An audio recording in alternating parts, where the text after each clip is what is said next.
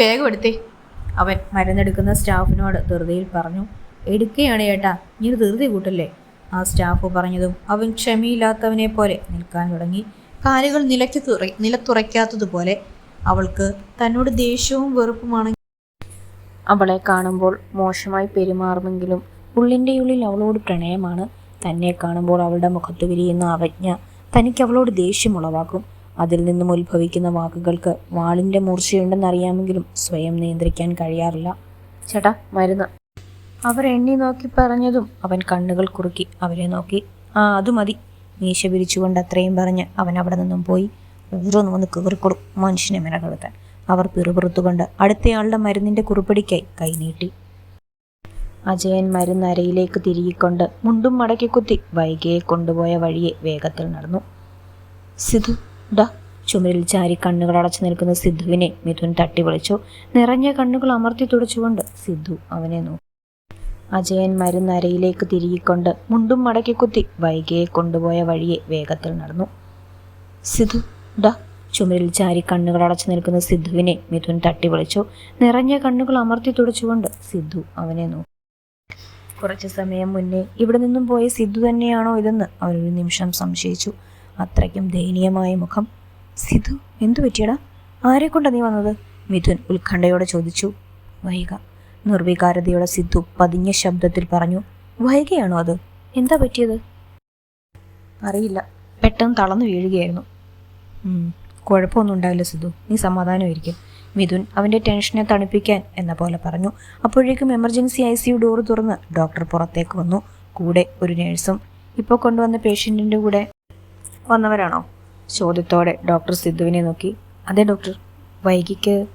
വൈകിക്ക് എന്തു പറ്റിയതാ? അവൻ പരിഭ്രമത്തോടെ ചോദിച്ചു. ഏയ്, കൂൾ ഡൗൺ. വൈകിയെന്നാണോ അവളുടെ പേര്? അതെ, വൈകാലക്ഷ്മി, സിദ്ധു പറഞ്ഞു. അത് കേട്ടതും നേഴ്സ് പേര് കയ്യിലുള്ള പാഡിലെ ഡിസ്ക്രിപ്ഷനിൽ കുറിച്ചു. വൈകിക്ക് BP ഒന്ന് ലോ ആയതാണ്. ഇതിനു മുന്നേ ഇങ്ങനെ ഉണ്ടായിട്ടുണ്ടോ? ഡോക്ടർ പറഞ്ഞതും സിദ്ധുവിൻ്റെ ശ്വാസമൊന്ന് നേരെ വീണു. കാരണം ഭയപ്പെടേണ്ട അസുഖമൊന്നും അവൾക്കില്ലല്ലോ എന്ന് ആശ്വസിച്ചു. അറിയില്ല ഡോക്ടർ, ഞങ്ങളുടെ വിവാഹം കഴിഞ്ഞ് 1 മാസം ആകുന്നതേ ഉള്ളൂ. ഇതിനു മുന്നേ ഇങ്ങനെ ഉണ്ടായിട്ടുണ്ടോ എന്നെനിക്കറിയില്ല. ഓക്കെ, പേടിക്കാനൊന്നുമില്ല. ട്രിപ്പ് കഴിഞ്ഞാൽ ആളുമായി വീട്ടിൽ പോവാം. പിന്നെ ഇടയ്ക്കൊക്കെ ശ്രദ്ധിക്കണം. Okay doctor. ഡോക്ടർ പുഞ്ചിരിയോടെ പറഞ്ഞുകൊണ്ട് അവൻ്റെ തോളിൽ തട്ടിയതും സിദ്ധുവും പുഞ്ചിരിയോടെ തന്നെ മറുപടി നൽകി. ഈ മരുന്ന് വാങ്ങിക്കണം. ഫസ്റ്റ് ഫ്ലോറിലാണ് മെഡിക്കൽ സ്റ്റോർ. ഡോക്ടർ അവിടെ നിന്ന് പോയതും നേഴ്സും മരുന്നിൻ്റെ ലിസ്റ്റ് അവന് നേരെ നീട്ടി. വൈകിയെ ഒന്ന് കാണാൻ പറ്റുമോ? ആളിപ്പോൾ മയക്കത്തിലാണ്. ഈ മരുന്നുമായി വരുമ്പോഴേക്കും ഉണരും. അപ്പോൾ കണ്ടാൽ മതിയോ? നേഴ്സ് അവൻ്റെ വേവലാതി നിറഞ്ഞ മുഖത്ത് നോക്കി ചോദിച്ചതും മനസ്സോടെ മോളി. വാ സിദ്ധു, മരുന്ന് വാങ്ങിക്കാം. എനിക്കും പോകേണ്ട ആവശ്യമുണ്ട്. ഭക്ഷയ്ക്ക് എങ്ങനെയുണ്ട്? പോകും വഴി സിദ്ധു മിഥുനോട് ചോദിച്ചു. കുറവുണ്ട്, ഒബ്സർവേഷൻ റൂമിലേക്ക് മാറ്റിയിട്ടുണ്ട്, മിഥുൻ പറഞ്ഞതും സിദ്ധു മോളി. ഇപ്പോൾ ഫുഡ് എന്തെങ്കിലും കൊടുക്കാൻ വേണ്ടി ഞാൻ വാങ്ങിക്കാൻ പോവായിരുന്നു. അപ്പോഴാണ് നിന്നെ കണ്ടത്. സിദ്ധു ഒന്ന് മൂളിക്കൊണ്ട് അവൻ്റെ കൂടെ നടന്നു. സിദ്ധുവും മിഥുനും അവിടെ നിന്നും മറഞ്ഞു നിന്നിരുന്ന അജയൻ പുറത്തേക്ക് വന്നു. ഡോക്ടർ പറഞ്ഞത് മുഴുവനും അവൻ കേട്ടിരുന്നു. പേടിക്കാനൊന്നുമില്ല എന്നറിഞ്ഞതും അവൻ്റെ മനസ്സിലും ആശ്വാസം നിറഞ്ഞു. എന്നാലും അവളെയൊന്ന് കാണാൻ അവൻ്റെ മനസ്സ് കൊതിച്ചിരുന്നു. ദിവസങ്ങളായി കണ്ടിട്ട് ദേഷ്യത്തോടെയും വെറുപ്പോടെയും നോക്കിയാലും തൻ്റെ കൺമുന്നിൽ അജയൻ അവിടെയൊന്നും ആരുമില്ലെന്ന് ശ്രദ്ധിച്ചുകൊണ്ട് പതിയെ ICUവിനകത്തേക്ക് കയറി. വൈക പതിയെ മിഴികൾ തുറക്കാൻ ശ്രമിച്ചു. തലയ്ക്ക് വല്ലാത്ത ഭാരം അനുഭവപ്പെടുന്നുണ്ടായിരുന്നു. മിഴികൾ തുറക്കാൻ മടിച്ചെന്ന പോലെ നിന്നു. അവൾ പതിയെ മിഴികളെ പാടുപെട്ട് വലിച്ചു തുറന്നു. വല്ലാത്ത ദാഹം അനുഭവപ്പെടുന്നുണ്ടായിരുന്നു. മിഴികൾ തുറന്ന വൈകിക്ക് കാഴ്ച നേരെയാകാൻ നിമിഷങ്ങളെടുത്തു. ബോധം മറഞ്ഞ് പിന്നോക്കം മലക്കുമ്പോൾ സിദ്ധുവിൻ്റെ വൈക എന്നുള്ള വിളി മാത്രം ചെവിയിൽ മുഴങ്ങുന്നുണ്ട്. പിന്നെ എന്ത് സംഭവിച്ചു എന്നറിയില്ല. വൈകിയുടെ കണ്ണുകൾ ചുറ്റും ഓടി നടന്നു. താൻ ഹോസ്പിറ്റലിലാണെന്ന കാര്യം അവൾ തിരിച്ചറിഞ്ഞു. പെട്ടെന്ന് എന്താണ് സംഭവിച്ചതെന്നറിയില്ല. ചുറ്റും മിഴികൾ പായുന്നതിനിടയിൽ ഒരു കാഴ്ചയിൽ അവളുടെ കണ്ണുകളുടക്കി. തന്നെ നോക്കി വക്രച്ചിരിയോടെ നിൽക്കുന്ന അജയൻ. ഒരു നിമിഷം അവളുടെ മുഖത്ത് ഭയം ഇരച്ചു കയറി. പിന്നെ താൻ ഹോസ്പിറ്റലിനകത്താണെന്നും അവിടെ തന്നെ മുതിരില്ലെന്നും അവൾക്ക് മനസ്സിലായി.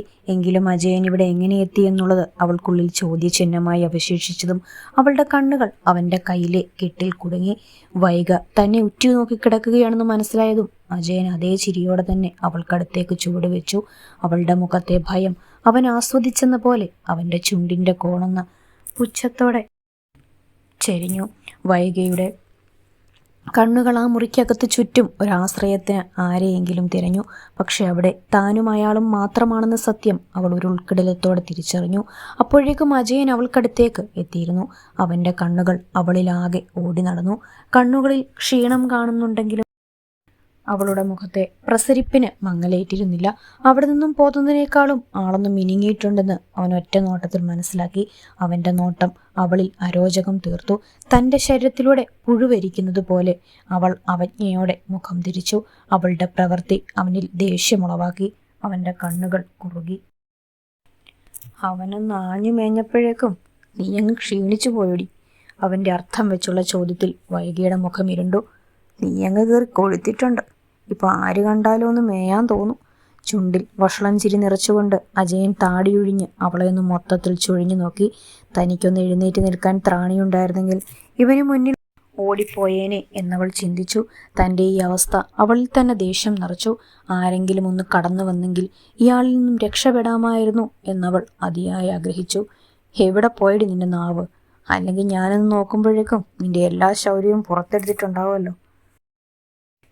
അപ്പോഴും അവനുള്ളിൽ അവളോട് പ്രണയമായിരുന്നെങ്കിലും അവളുടെ മുഖത്തെ ദേഷ്യവും അവജ്ഞയും അവനിൽ ദേഷ്യം നിറച്ചു. അവൻ്റെ വാക്കുകളിലൂടെ പുറത്തേക്ക് ഒഴുകുകയായിരുന്നു. എനിക്ക് തന്നോട് ഒരു കാരണത്താലും സംസാരിക്കാൻ താല്പര്യമില്ല. പിന്നെ എന്തിനാണ് എന്നെ ഒരുന്ന് പറഞ്ഞ് ബുദ്ധിമുട്ടിപ്പിക്കുന്നത്? അവൻ്റെ മുഖത്ത് നോക്കാതെ വെറുപ്പും അവനിൽ നിന്നും തിരിച്ചു വെച്ച മുഖത്തോടെ അവൾ പറഞ്ഞു. പക്ഷേ എനിക്ക് താല്പര്യമുണ്ടെങ്കിലോ? നീ ഇങ്ങനെ പത്തേ താഴ്ത്തി എൻ്റെ മുന്നിൽ ഇങ്ങനെ കിടക്കുമ്പോണ്ടല്ലോ, എനിക്ക് നിന്നെ നിർത്ത്.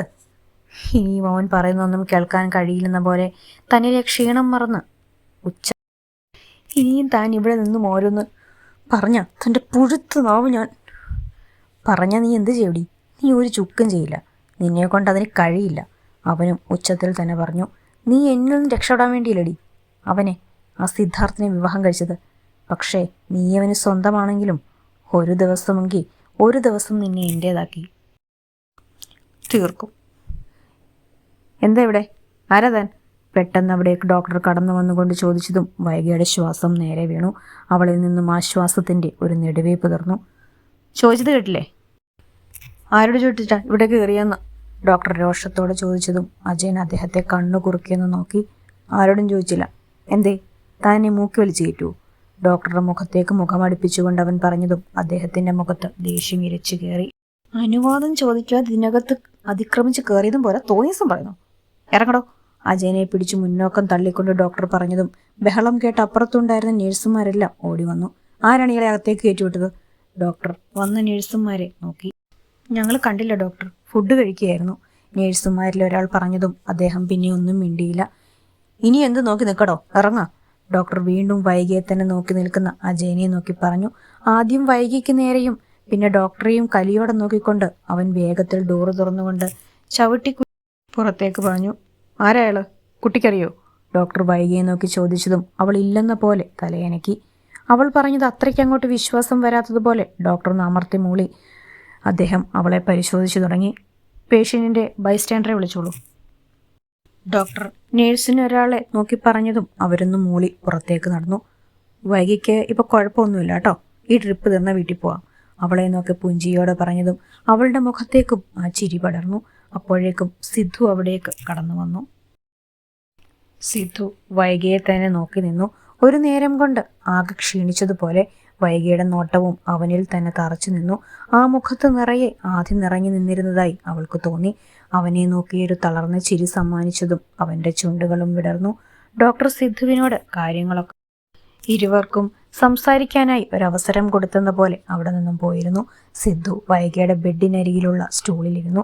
ബെഡിൽ വെച്ചിരുന്ന വൈകിയുടെ കൈയെടുത്ത് സിദ്ധു തൻ്റെ കൈക്കുള്ളിൽ ഒതുക്കി പിടിച്ചു. പേടിപ്പിച്ച് കളഞ്ഞലോടി പെണ്ണെ. കണ്ണുകൾ നിറച്ചുള്ള അവൻ്റെ ചോദ്യത്തിൽ അവളുടെ മനസ്സ് നിറഞ്ഞു. ഇപ്പോൾ ക്ഷീണം തോന്നുന്നുണ്ടോ? അവളുടെ മുടിയിഴകളിലൂടെ തലോടിക്കൊണ്ട് അവൻ ചോദിച്ചു. ഇങ്ങനെ ചേർത്ത് പിടിച്ച് ആശ്വസിപ്പിക്കാൻ ഒരാളുണ്ടെങ്കിൽ അവിടെ തളർച്ചയ്ക്ക് എന്ത് സ്ഥാനം? തളർന്നതെങ്കിലും പ്രണയത്തോടെയുള്ള അവളുടെ സ്വരത്തിൽ അവൻ്റെ ഉള്ളം തണുത്തു. അവൻ്റെ അധരങ്ങൾ അവൾക്ക് സ്നേഹാർപ്പണം എന്ന പോലെ അവളുടെ മൂർധാവിലമർന്നു. ആ ചുംബന നിർവൃതിയിൽ അവളുടെ കണ്ണുകൾ അടഞ്ഞു. സിദ്ധുവേട്ടൻ പേടിച്ചുപോയോ? തന്നെ തന്നെ നോക്കി മുടിയിഴകളിൽ തലോടിയിരിക്കുന്ന സിദ്ധുവിനെ നോക്കി വൈകി ചോദിച്ചു. പിന്നെ പേടിക്കാതിരിക്കോ? അതുവരെ എന്നോടൊപ്പം കുസൃതി കാണിച്ചു കൊണ്ടിരുന്നവൾ പെട്ടെന്ന് തളർന്നു വീണ ഭയപ്പെടില്ലേ? നീ വീണു പോയപ്പോൾ ശരിക്കും തളർന്നത് ഞാനാണ്. എന്ത് ചെയ്യണമെന്നറിയത് പകച്ചു നിന്നു. പിന്നെ ഒരു വിധമാണ് ഇങ്ങോട്ടെത്തിയത്. ബോധമില്ലാതെ കിടക്കുന്ന നിനക്കുണ്ടോ ഇത് വല്ലതും അറിയണ്ടു? ആദ്യം അവൾക്ക് ആശ്വാസം പോലെയും പിന്നെ അവളുടെ കുസൃതിയായും പറഞ്ഞതും പരിഭവം പോലെ അവളുടെ മുഖം വീർത്തു. അപ്പോഴേക്കും പിണങ്ങിയോ? അവളുടെ വീർത്ത കവിളിൽ പിടിച്ചു വലിച്ചുകൊണ്ട് അവൻ പറഞ്ഞതും പൊട്ടിവന്ന ചിരിയെ അവൾ അടക്കി നിർത്തി. ഇവിടെ തന്നെ കിടന്നാൽ മതിയോ? പോകണ്ടേ? അമ്മ കാത്തിരിക്കുന്നുണ്ടാവും. സിദ്ധു പറഞ്ഞതും അവളൊന്ന് മൂളി എഴുന്നേറ്റിരിക്കാൻ ശ്രമിച്ചു. അപ്പോഴേക്കും സിദ്ധുവും അവളെ സഹായിച്ച് നേരെ ഇരുത്തി. ഇത് തീരണ്ടേ? കുറച്ചുകൂടെ ഉണ്ട്. വൈക നിരാശയോടെ പതിയെ ഇറ്റിക്കൊണ്ടിരിക്കുന്ന ട്രിപ്പിലേക്ക് നോക്കി. അതിപ്പോൾ കഴിയും. നിനക്ക് കഴിക്കാൻ എന്തെങ്കിലും വാങ്ങിക്കണോ? വേണ്ട.